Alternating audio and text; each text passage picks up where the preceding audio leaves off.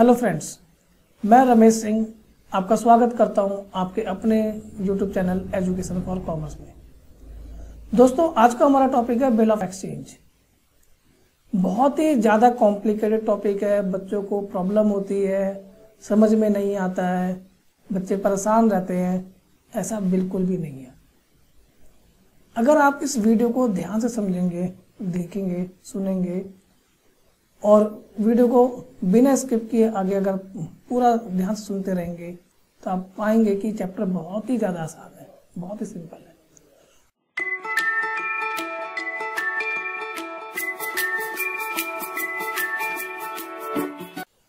तो चलिए शुरू करते हैं बिल ऑफ एक्सचेंज। देखिए दोस्तों, जैसे मान लीजिए एक सेलर और एक परचेसर है।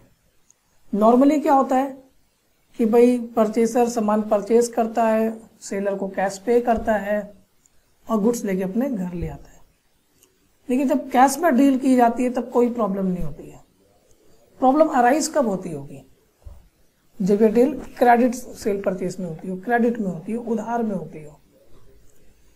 देखिए, जैसे मान लीजिए परचेसर ने सामान परचेस किया, अब वो अपनी इनएबिलिटी दिखाता है कि भाई मैं अभी इमीडिएट पेमेंट नहीं कर सकता, मुझे कुछ टाइम चाहिए। ठीक है, यहाँ पे मैं आपको बता दूं, यहाँ पर सेलर और परचेसर दोनों ही बिजनेसमैन है। जैसे मान लीजिए एक मैन्युफैक्चरर है और एक डिस्ट्रीब्यूटर है। ठीक है, और डिस्ट्रीब्यूटर भी आगे मान लीजिए होलसेलर्स को सामान देता है, रिटेलर्स को सामान देता है। तो होता क्या है, ये बिजनेस की चेन चली आ रही है, क्योंकि मैन्युफैक्चरर डायरेक्ट मार्केट में आके सामान बेचेगा नहीं। तो ये हर किसी को, मतलब हर एक लेयर दूसरी लेयर को क्रेडिट पीरियड अलाउड करती है कि चलो 15 दिन का क्रेडिट पीरियड, 1 महीने का क्रेडिट पीरियड, 2 महीने का क्रेडिट पीरियड, इस तरीके से। अब मान लीजिए परचेसर ने जो है यहाँ पर अपनी इनएबिलिटी दिखाई कि भाई मुझे कुछ टाइम चाहिए पेमेंट करने के लिए। तो यहाँ पर क्या है, एक रिटर्न प्रॉमिस मांगा जाता है, लिखित में प्रॉमिस मांगा जाता है कि आप लिख करके दीजिए कि हाँ जी आप कितने दिन बाद पेमेंट कर देंगे। बेनिफिट क्या है इससे देखिए एक लीगल डॉक्यूमेंट क्रिएट होता है। ठीक है, परचेसर के ऊपर और सेलर के ऊपर अब कोई ज़्यादा दबाव नहीं रहता कि हाँ जी कब पेमेंट करनी है, कैसे पेमेंट होगी, क्योंकि अब सब कुछ लिखित में है कि भाई 2 महीने बाद पेमेंट होगी, इस जगह पेमेंट होगी, इतने बजे पेमेंट होगी। तो इससे क्या होता है, सारी क्लैरिटी रहती है, कोई कन्फ्यूजन नहीं है। और उस टाइम पीरियड के बीच में ना सेलर परचेसर को परेशान करता पेमेंट के लिए, रिमाइंडर के लिए। ठीक है, और अपने बिजनेस को ये दोनों नॉर्मली रन करते रहते हैं। तो इसी डॉक्यूमेंट को बोला जाता है बिल ऑफ एक्सचेंज या प्रोमिसरी नोट। क्या डिफरेंस है बिल ऑफ एक्सचेंज और प्रोमिसरी नोट में? देखिए, होता क्या है, अगर ये लेटर, मान लीजिए इसे मैं एक लेटर का नाम दूं, अगर ये लेटर, ये कागज का टुकड़ा सेलर लिखता है कि भाई आप मुझे 3 महीने बाद पेमेंट कर देना, इस तरीके से लिखता है, तो हम इसे कहते हैं बिल ऑफ एक्सचेंज। क्योंकि देखिए ये सेलर ने लिखा है। सेलर जब भी लिखेगा परचेसर के अगेंस्ट तो एक ऑर्डर का सेंस होगा उसके अंदर, वो ऑर्डर देगा कि आप मुझे पेमेंट कर देना। तो जब ये ऑर्डर पाया जाता है तो हम कहते हैं बिल ऑफ एक्सचेंज। और मान लीजिए अगर यही लेटर, ये कागज का टुकड़ा परचेसर लिखता है तो उसका लिखने का तरीका क्या होगा? वो लिखेगा कि मैं प्रॉमिस करता हूं आपको कि मैं आपको 3 महीने बाद पेमेंट कर दूंगा, मैं आपको 3 महीने बाद पेमेंट कर दूंगा। तो क्या ये एक प्रॉमिस है। तो परचेसर जब लिखेगा तो उसके अंदर एक प्रॉमिस का सेंस होगा, इसलिए हमने इसे क्या नाम दिया, प्रोमिसरी नोट। दोनों ही लीगल डॉक्यूमेंट है। ठीक है, दोनों में ही आप कहेंगे कि परचेसर को पेमेंट करनी है 3 महीने बाद सेलर को। बस डिफरेंस क्या है कि यहाँ पर ये जो कागज का टुकड़ा, ये जो लेटर है, ये सेलर ने लिखा तो बिल ऑफ एक्सचेंज, अगर ये परचेसर ने लिखा तो प्रोमिसरी नोट। ठीक है, देखिए अब ये जो bill of exchange promissory note जो हमने अभी डिस्कस किया, अब इसकी क्या है, इसके लिए हमने देखिए बिल ऑफ एक्सचेंज और प्रोमिसरी नोट ये दोनों ही नेगोशिएबल इंस्ट्रूमेंट है। असल में कई साल पहले, जैसे अभी आपको बताया कि परचेसर अपनी इनएबिलिटी दिखाता है, तो कई साल पहले ये प्रॉब्लम अराइज हुई थी जब इस तरीके का कोई कॉन्सेप्ट था भी नहीं।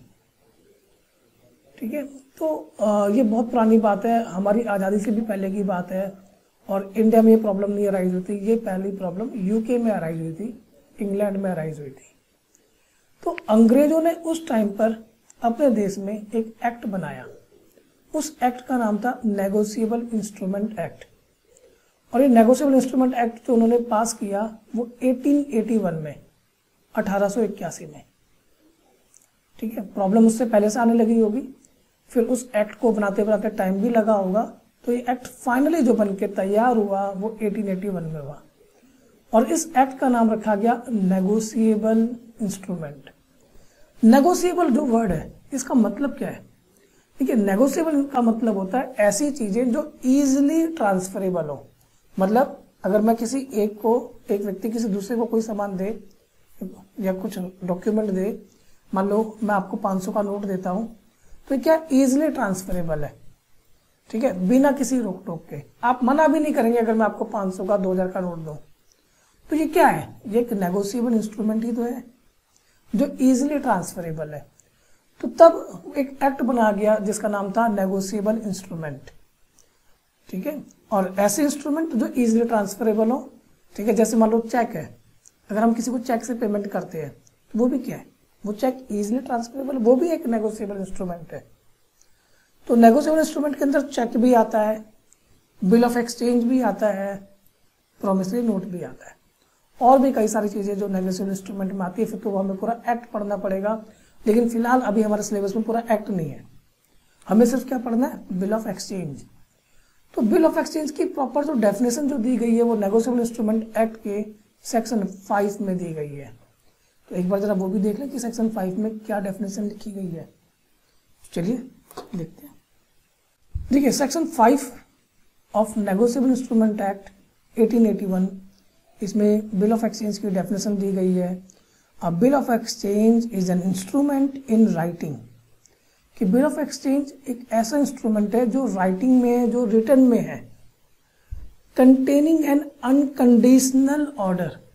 इसमें क्या है? एक अनकंडीशनल ऑर्डर है। देखो, एक तो कंडीशन और एक होता है अनकंडीशनल। कंडीशन में क्या होता है कि आप कोई ना कोई कंडीशन डालते हैं कि भाई ऐसा होगा तो आप पेमेंट करेंगे, ऐसा होगा तो पेमेंट करेंगे, ऐसा होगा तो पेमेंट करेंगे। वो क्या? एक कंडीशन बेस्ड है। ठीक है, जैसे मैं कहता हूँ सलमान खान की शादी जिस दिन होगी उस दिन आप मुझे 10 लाख रुपए देंगे, तो ये क्या हो गई? कंडीशन हो गई। लेकिन अभी डेफिनेशन मैंने क्या पढ़ा? अ bill of exchange is an instrument containing N unconditional order, कि इसके अंदर अनकंडीशनल मतलब ऐसी कोई कंडीशन डाली ही नहीं जाएगी। अगर ऐसी कोई कंडीशन है तो मैं आपको क्लियर कर दूं, फिर हम उसे बिल ऑफ एक्सचेंज नहीं कह सकते। बिल ऑफ एक्सचेंज कहने के लिए ये एक अनकंडीशनल ऑर्डर होना बहुत ही ज्यादा जरूरी है। बिना किसी कंडीशन के आपको पेमेंट करनी है। तो अ bill of exchange is an instrument in writing containing N unconditional order signed by the maker. जो मेकर है, जो बना रहा है, वो साइन भी करेगा अपने। डायरेक्टिंग अ सर्टेन पर्सन, जैसे वो जो परचेसर है वो एक सर्टेन पर्सन है, निश्चित पर्सन है, जो कि है, एग्जिस्ट करता है, ऐसे व्यक्ति को है। ये नहीं कि सलमान खान का बेटा मुझे पे करेगा ना। ठीक है, directing a certain person to pay a certain sum of money only to or order of a certain person to the bearer of the instrument, कि जो वो सर्टेन पर्सन जो पे करेगा वो किसी सर्टेन पर्सन को ही पे करेगा या उसके बियरर को पे करेगा, जो कि बिल ऑफ एक्सचेंज उस समय होल्ड कर रहा है। ठीक है, तो इसे हम कहते हैं बिल ऑफ एक्सचेंज। मैं आपको आपके ज़्यादा समझने के लिए एक स्पेसिमेन कॉपी भी आपको दिखाता हूं कि बिल ऑफ एक्सचेंज लिखा कैसे जाता है। देखिए, स्पेसिमेन कॉपी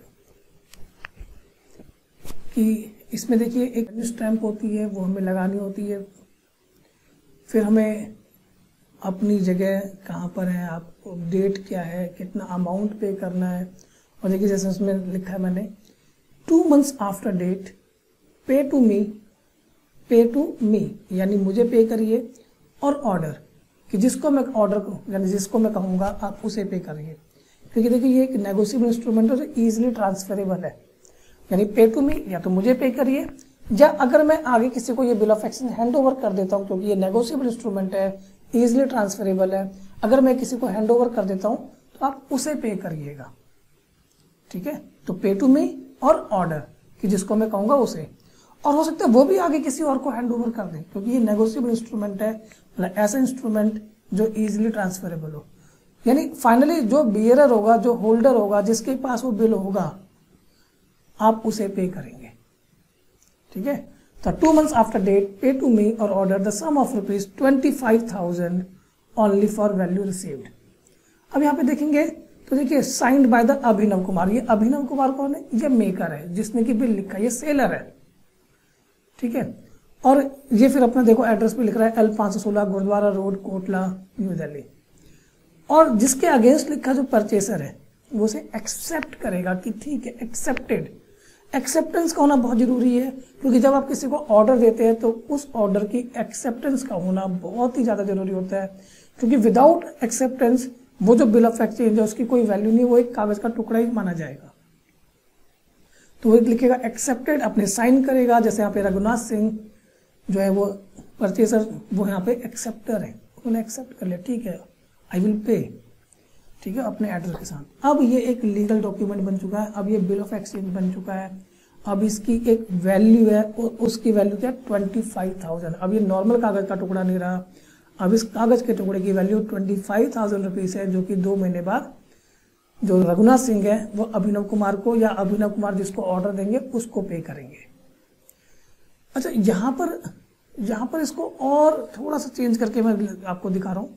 ये ऐसे भी लिखा जा सकता है, देखो हल्का सा चेंज, कि 2 months after date pay to Salman और ऑर्डर, कि मैं यहाँ पर डायरेक्टली अपना नाम नहीं लिख रहा कि पे टू मी, मेरे को वो सलमान को ही हैंड ओवर करना था, तो मैं डायरेक्टली सलमान का नाम भी यहाँ पे लिख सकता हूँ कि पे टू सलमान और ऑर्डर की, अगर सलमान किसी और को हैंड ओवर करता है तो आप उसे पे कर दीजिए। पे टू सलमान और order the sum of ₹25,000 only for value receive. फिर मेकर यानी मैंने अपना यहाँ पे नाम लिखा, साइन किया अभिनव कुमार, और इधर acceptance accepted by Raghunath Singh. यानी कि अगर आप देखेंगे तो इस बिल ऑफ एक्सचेंज में मैक्सिमम कितनी पार्टी होती है? इसमें 3 मेन पार्टियां होती हैं। एक मेकर जिसने कि वो बिल बनाया, जिसे कि हम ड्रॉवर कहते हैं। तो ड्रॉवर कौन है यहाँ पर? अभिनव कुमार, यानी नॉर्मली सेलर जो है वो ड्रॉवर होता है। दूसरा एक्सेप्टर, जैसे कि हम ड्रॉई कहते हैं। एक्सेप्टर यहाँ पे कौन है? रघुनाथ सिंह, जिन्होंने कि उसे एक्सेप्ट किया कि हाँ जी आई विल पे। तीसरा पेई, यानी जो फाइनली पैसा रिसीव करेगा। यहाँ पे पेई कौन है? सलमान, ठीक है, सलमान या सलमान आगे जिसको हैंड ओवर कर दे, एंडोर्स कर दे। ड्रॉवर, ड्रॉई और पेई, ठीक है। हाँ, यहाँ पे आपको एक बात क्लियर कर दूं, पेई और जो ड्रॉवर है वो सेम भी हो सकते हैं, ठीक है, वो सेम भी हो सकते हैं और डिफरेंट भी हो सकते हैं। तो दोस्तों आज के लिए इतना ही, मिलते हैं नेक्स्ट वीडियो में बिल ऑफ एक्सचेंज की, और चैनल को सब्सक्राइब कर लीजिएगा आपको अगर ये वीडियो अच्छी लगी, ताकि आपको हमारे जो नोटिफिकेशंस हैं वो टाइमली मिलते रहें।